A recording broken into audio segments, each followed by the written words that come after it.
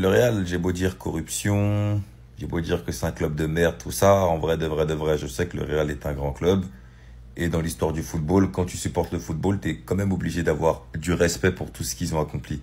Donc là, je vais même pas parler comme un supporter, je vais parler comme vraiment quelqu'un de conscient.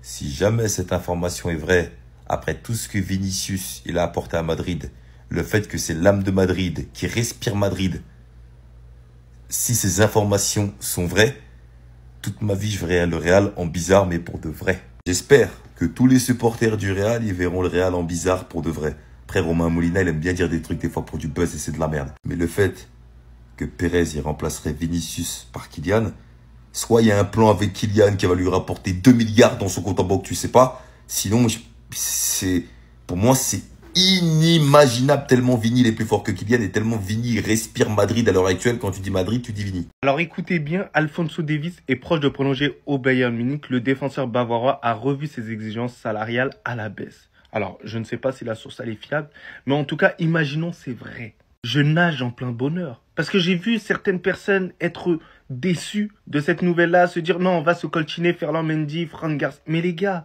il y a un moment donné où ne soyez pas ingrats. J'ai l'impression que vous avez oublié qui est Ferland Mendy.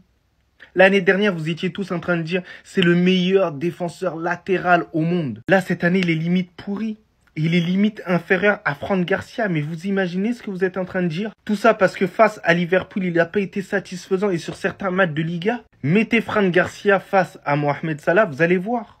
Vous allez voir. Vous allez lire l'heure. Vous allez tout de suite dire ah non, Fran Garcia, faut le vendre.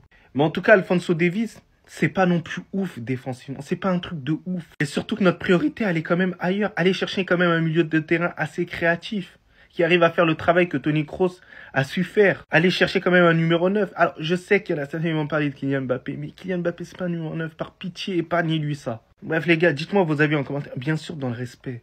Ça, toi? Plus je vois des tweets sur Rodri, plus je me dis que les gens qui font ce tweet sont tellement cons, mais tellement cons. En fait, c'est littéralement le tweet qui justifie le plus que Rodri ait pris son ballon d'or, tu vois ce que je veux dire? Et pourtant, ce tweet, je le vois encore et encore et encore et encore. Depuis le ballon d'or de Rodri, City, c'est 7 matchs consécutifs sans victoire. Seulement, les frères, un peu avant la prise de son ballon d'or, Rodri se blesse. Donc depuis, à part Rodri, et depuis, City ne s'en sort plus. Vous captez la corrélation? C'est que sans Rodri, City galère. Sans City, Rodri galère de ouf. Et attention, moi je vous le dis, je suis pas du tout un pro Rodri, pas du tout un pro City ou quoi que ce soit. Moi j'étais pour ou Vinicius ou surtout Bellingham. Pour moi Bellingham le méritait. Parce que logiquement en vrai, bête de saison en club, bête de campagne européenne, je veux dire.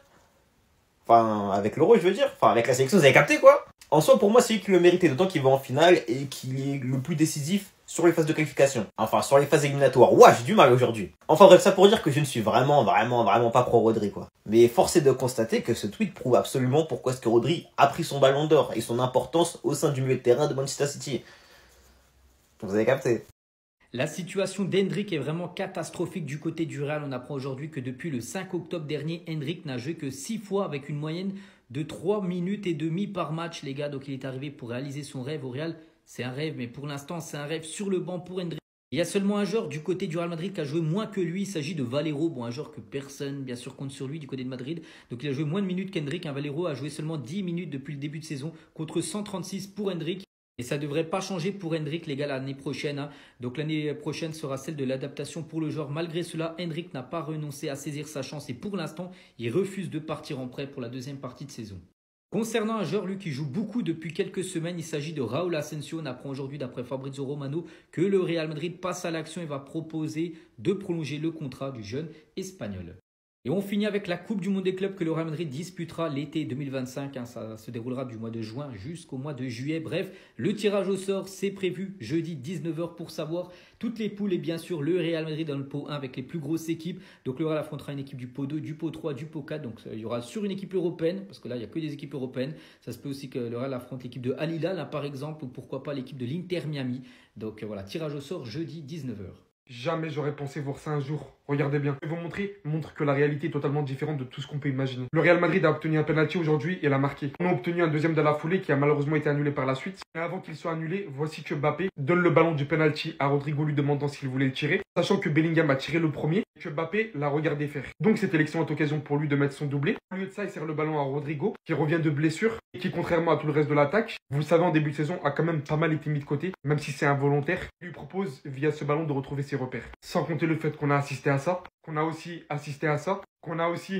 c'est des images, les gars, elle me donne le sourire en fait. Qu'on a aussi assisté à ça, et bien d'autres séquences montrant que toute cette équipe, tout ce collectif soutient énormément Kylian Mbappé. Et lui-même en est conscient, réalise des gestes de générosité qu'on l'aurait jamais vu faire auparavant. À quel moment il a fait ça avec Messi? À quel moment il a fait ça avec Neymar, les gars? Tout simplement jamais. Il a raté beaucoup de choses aujourd'hui, mais je vais pas lui en vouloir pour ça. Parce que comme je l'ai déjà dit dans ma vidéo débrief, le Kylian Mbappé que j'ai vu aujourd'hui, c'est le Kylian Mbappé qu'on a tenté depuis longtemps. S'appuyant sur ses atouts les plus forts, jouant rapidement, sans trop réfléchir, utilisant sa profondeur, son explosivité, étant même capable de jouer en une touche de balle. On l'a vu avec Brahim, il a littéralement mis son coéquipier en position de 1v5 contre le gardien, sans parler de toutes les fois où il a excellemment bien utilisé la profondeur. On espère que ce sourire durera jusqu'à la fin de saison, durant toute la carrière au Real Madrid, parce que c'est ce qu'on veut voir. En tout cas, si vous voulez rien rater des prochains matchs et de toute l'actualité du football qui sort à l'instant même, on se donne rendez-vous sur Zone Foot, vous avez le lien pour rejoindre le groupe dans la bio de mon profil TikTok, on s'approche des 30 000 abonnés.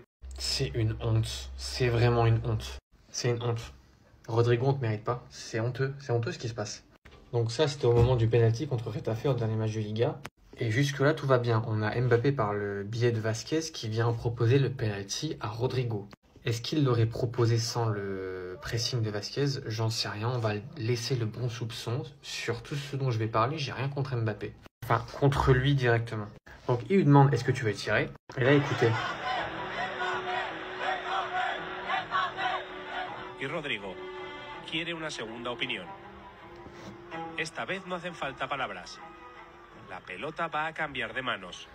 Aunque el Brasil... Moi, ça me rend fou, les gars. Je vous jure, ça me rend fou. Je veux bien, il faut donner de la confiance à Mbappé. Ok, je suis totalement d'accord avec ça. Mais au détriment de tous les autres. On s'en fout de la confiance des autres. Non, parce que Rodrigo, on sent qu'il a un manque de reconnaissance depuis le début de la saison. On le sait, il a besoin de confiance, il a besoin de considération. Il revient de blessure. Là, c'est le moment de se remettre dans la saison en mettant un penalty. Mais non, les supporters, entre guillemets, parce que pour moi, c'est pas des supporters, c'est des suceurs. Vraiment, j'ai pas d'autre mot, je suis désolé. Ils veulent faire tirer Mbappé pour le remettre en confiance. Et Ancelotti, là, Ancelotti, je t'ai défendu, mais pour moi, c'est catastrophique de faire des choses comme ça. Mettez-vous à la place de Rodrigo. Moi, je pèterai les plombs. En fait, il n'y en a que pour Mbappé, mais laissez tirer Rodrigo. Et là, c'est pas de la faute d'Mbappé. Je ne blâme pas du tout Kylian. Je blâme le public et Ancelotti. Encore une fois, c'est bien de mettre Mbappé en confiance, il en a besoin, il est pas bien dans sa tête en ce moment, mais il n'y a pas que lui sur le terrain, les gars, c'est une équipe. Il a le droit de se remettre en confiance, Rodrigo aussi, il vient de blessure. Vas-y, bref. Donc là, on connaît son premier club. Ça va commencer, sa carrière va débuter. Pour ceux qui ne sont pas au courant, il y a un documentaire qui vient de sortir sur Netflix. Cristiano Ronaldo a pris la parole sur son fils. C'est un bon garçon, il ne pose aucun problème, contrairement aux autres petits à la maison, balle perdue pour eux. Il est plus grand et plus fort que moi lorsque j'avais son âge. Est-ce qu'il aura autant fait un succès que moi? Ça sera bien plus difficile à voir. Plus grand et plus fort que moi à mon âge. La vérité, qu'est-ce qu'il est en train de nous créer, Ronaldo? Il considère que physiquement, son fils est plus fort que lui à l'époque. En plus, je sais pas si vous avez vu récemment, hein, et le Sporting, le premier club à Cristiano Ronaldo, a encore une fois voulu rendre hommage au numéro 7 mythique du club. Ils n'ont pas utilisé Ronaldo.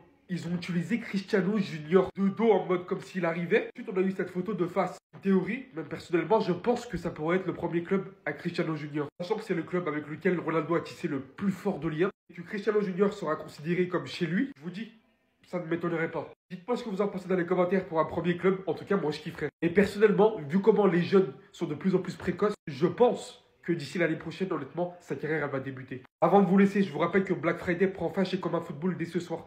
Vous avez une large sélection de pépites. N'hésitez pas, le lien est dans ma bio, les gars.